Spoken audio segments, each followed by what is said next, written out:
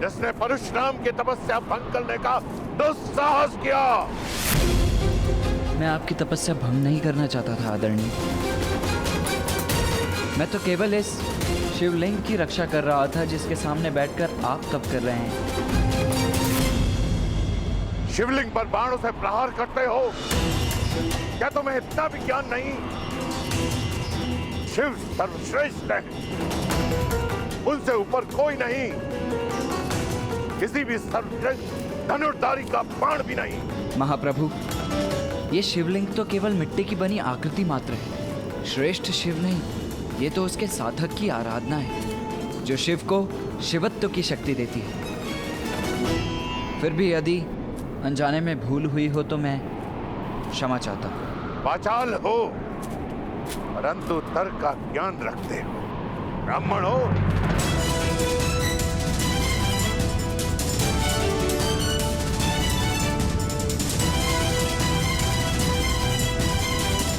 चारों वेदों का ज्ञान जिसे हो वो कौन हो सकता है महात्मा? प्रश्न का उत्तर प्रश्न से नहीं दिया जाता है बालक। स्पष्ट शब्दों में अपना परिचय दो। कौन हो तुम? कहां के ब्राह्मण हो? जब एक सूत को शस्त्र विद्या प्राप्त करने का अधिकारी नहीं। यदि तुम परशुराम जी को पा सके तो तुम्हें शिक्षा नहीं देंगे, वो केवल ब्राह्मण को शिष्य बनाते हैं। मैं कर्ण हूं, हस्तिनापुर का ब्राह्मण। मैं आपसे धनुर्विद्या का ज्ञान लेना चाहता हूं गुरुदेव। इतना भी प्रयास करो बालक, सूखे कुएं से जल की प्राप्ति नहीं होती है। मैं अध्यापन के कार्य से मुक्त हो चुका हूं और अब मैं किसी को शिक्षा नहीं देता हूं। जाओ यहां से, जाओ। जानता हूं, कुएं और सागर में यही तो अंतर होता है। सागर कितना भी सिकुड़ जाए, उसमें इतना जल अवश्य होता है कि वो संसार की प्यास बुझा सके। और आप ज्ञान के सागर हैं गुरुदेव। तुम बार बार मुझे गुरुदेव के नाम से संबोधित क्यों कर रहे हो? मैंने अभी तक तुम्हें अपना शिष्य नहीं चुना। भगवान अपना भक्त नहीं चुनते, भक्त अपना भगवान चुनते हैं गुरुदेव। और मैंने आपको अपना गुरु स्वीकार कर लिया है। तुम्हारे तर्क मुझे प्रवृत्त नहीं कर सकते हैं कर्ण। परंतु क्यों?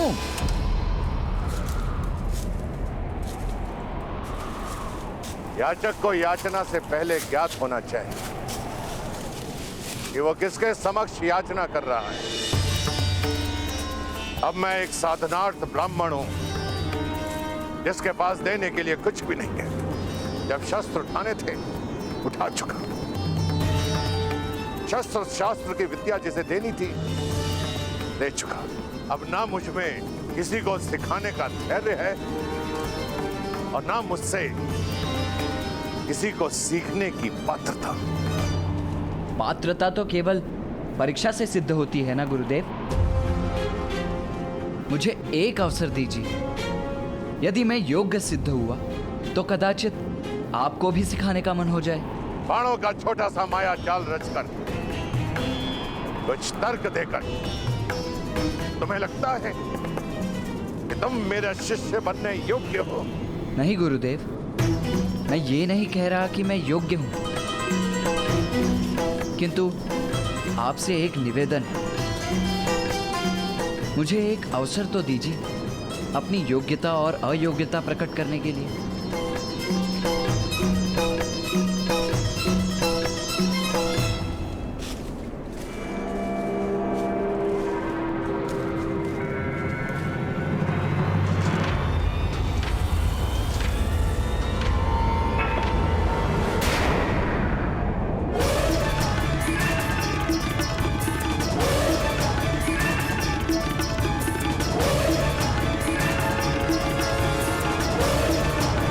तुमने मर्यादा का उल्लंघन किया है बालक। तुमने मेरे पर्दे को छूने का दुस्साहस किया है। दुस्साहस में भी साहस छुपा होता है गुरुदेव। बस एक अवसर दीजिए, परीक्षा लीजिए मेरी। मैं अपनी माता को वचन देकर आया हूं कि विश्व का सर्वश्रेष्ठ धनुर्धर बनकर लौटूंगा या कभी नहीं लौटूंगा। आप भी मात्र भक्त हैं, एक अवसर दीजिए। यदि मुझे सुपात्र न पाए तो इसी फरसे से मेरा सर काट दीजिएगा। मूर्ख बालक, जानता है तू किससे बात कर रहा है? उनसे जिन्होंने एक नहीं 21 बार धरा को क्षत्रियों से विहीन कर दिया था।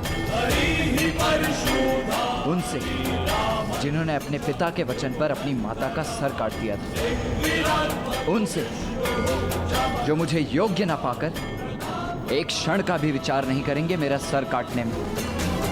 अपने प्राणों के मोल पर बस एक अवसर मांग रहा हूं। याचक को खाली हाथ नहीं जाने दिया जाता गुरुदेव।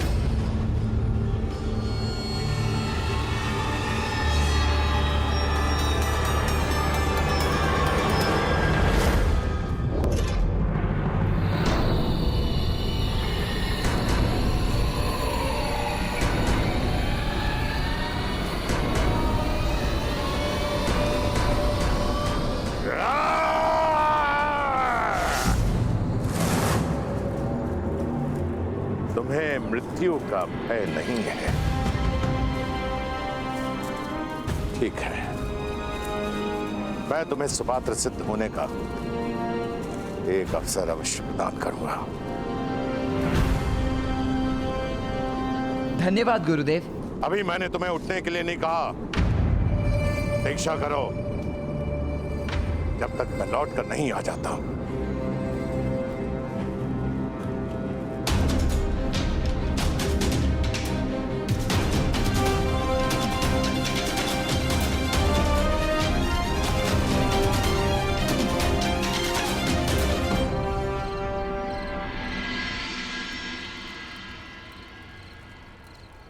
तो क्या अंधकार तुम्हारे प्रतिभा के लिए सीमा बनेगा अर्जुन?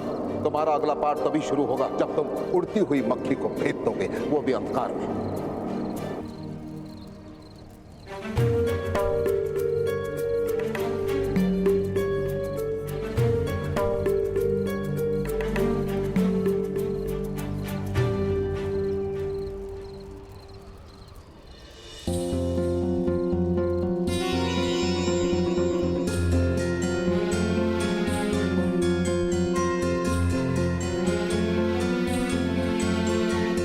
भ्राता भीम,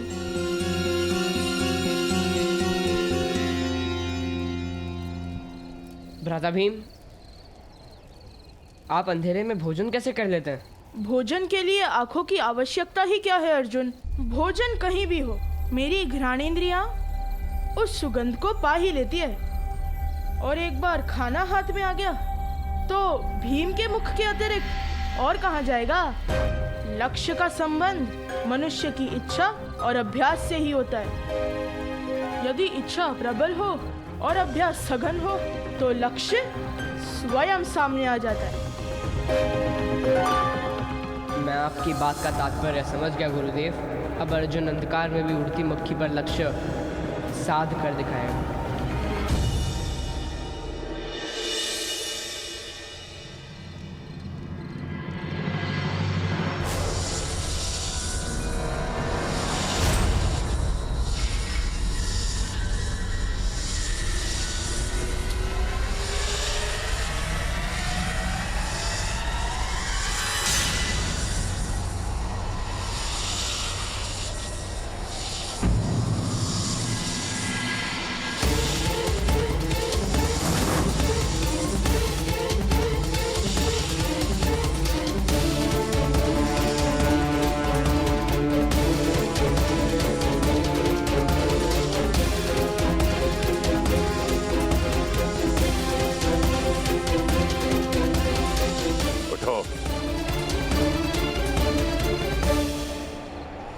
सर्प के इतने समीप आने पर भी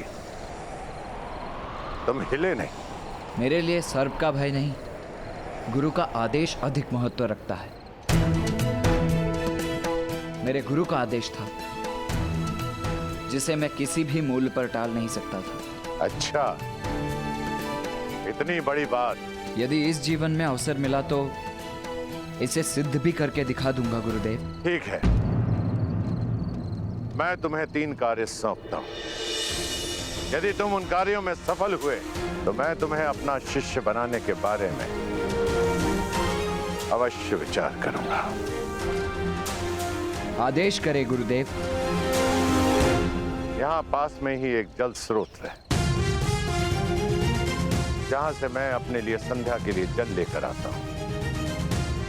परंतु कुछ समय से वो जल स्रोत अवांछनीय बाधाओं के कारण अविरोध हो चुका है। तुम जाकर उसे हटाओ।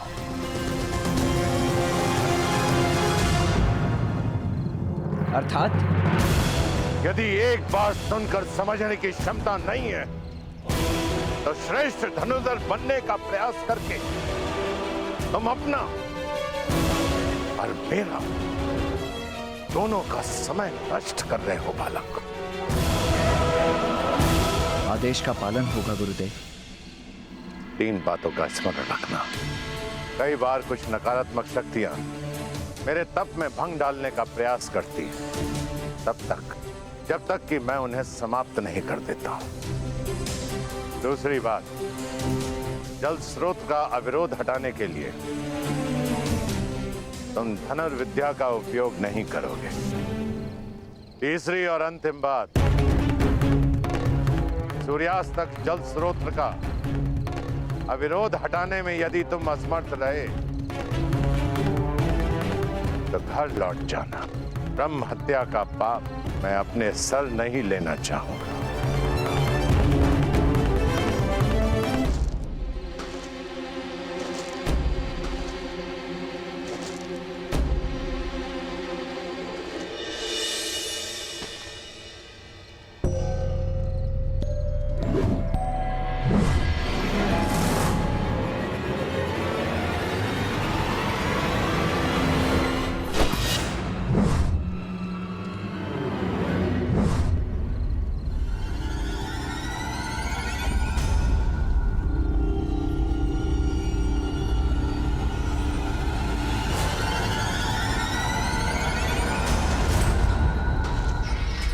कौन है? कौन है? सामने आओ।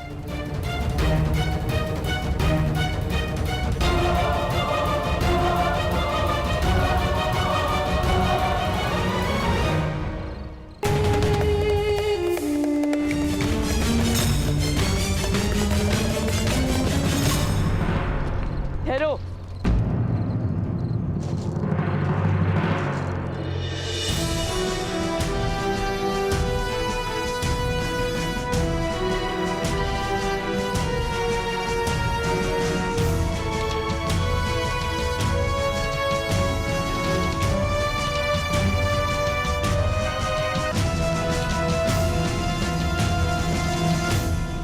कौन हो तुम?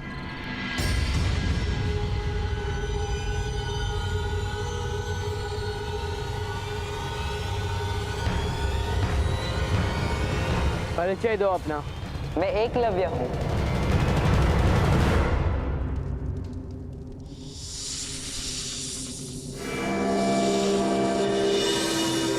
कौन है वहां? मैं चुनौती देता हूं, सामने आओ।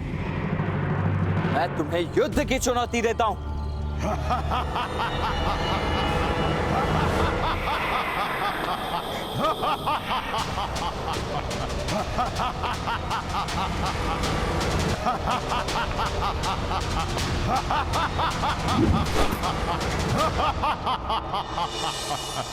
आपको शब्द भेदी बाण चलाने का अभ्यास करते देखा तो रुक गए।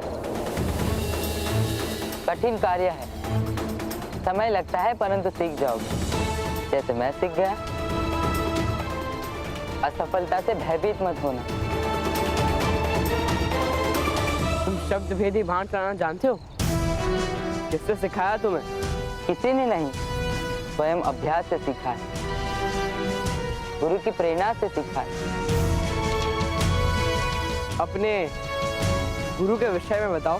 आचार्य द्रोण मेरे गुरुदेव।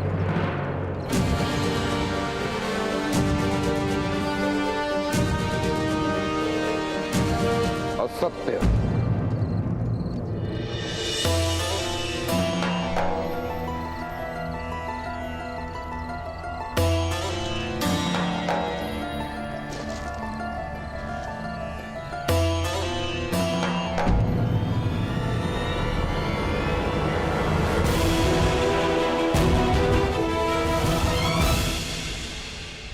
तुम मेरे शिष्य नहीं हो सकते। परंतु आप मेरे गुरुदेव हो। मैंने आपको अपने शिष्य को सिखाते देखा है। देख देख कर मैं भी सीख जाए।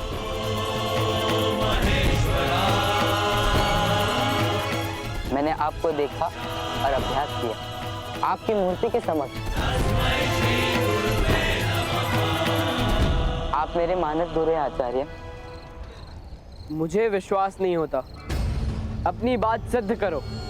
प्रमाण दो कि तुम शब्द भेदी विद्या जानते हो।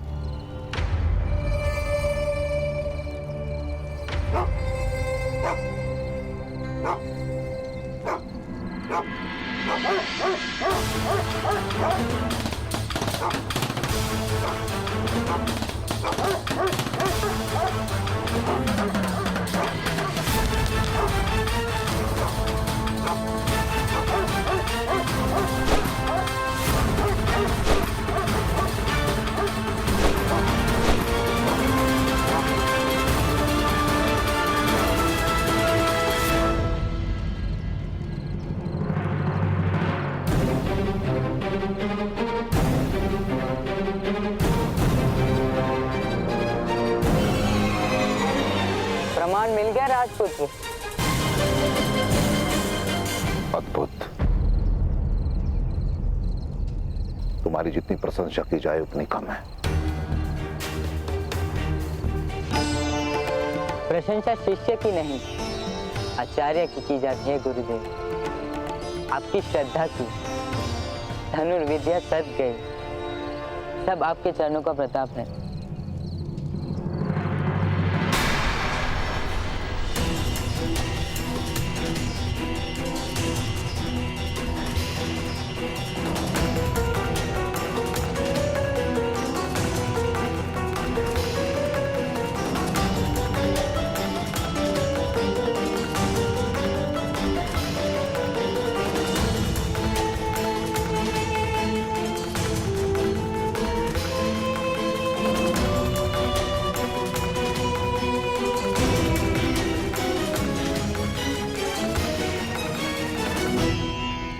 सूर्योदय होने वाला अर्जुन, जाओ विश्राम करो।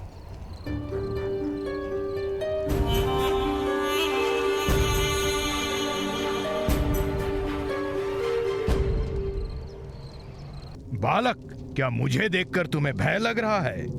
मुझे मृत्यु का भय नहीं। भय केवल इतना है कि गुरु की अपेक्षा पर असफल ना हो जाऊं। तुम्हें अपनी मृत्यु का भय नहीं है कर्ण, पर देखना यह है कि अपनों की मृत्यु के भय से अछूते हो या नहीं।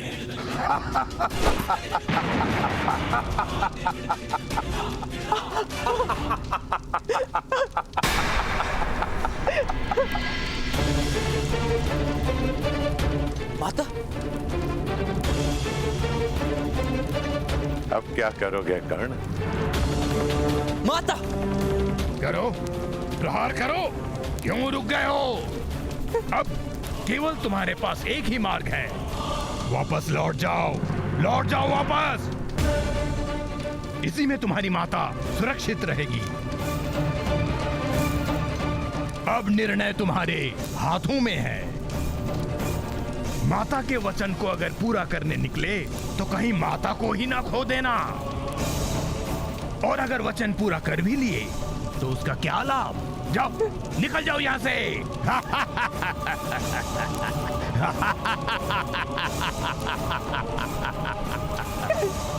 मेरे प्राणों की रक्षा करो। जैसे कह रहे वैसे करो कर्ण। घर लौट जाओ कर्ण, घर लौट जाओ।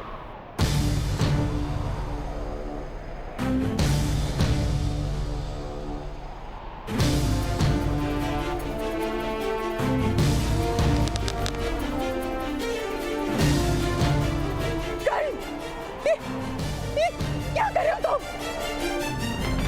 ये मार डालेगा मुझे। घर लौट जाओ, घर लौट जाओ कल। नहीं, नहीं।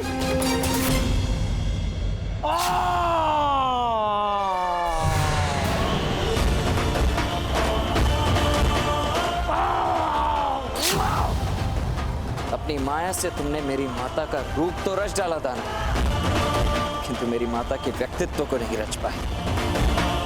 राधे की माता के प्राण यदि संकट में भी हों तब भी वो भले अपने प्राण दे दे, किंतु कभी मुझे अपने लक्ष्य से पीछे हटने को नहीं कहेगी।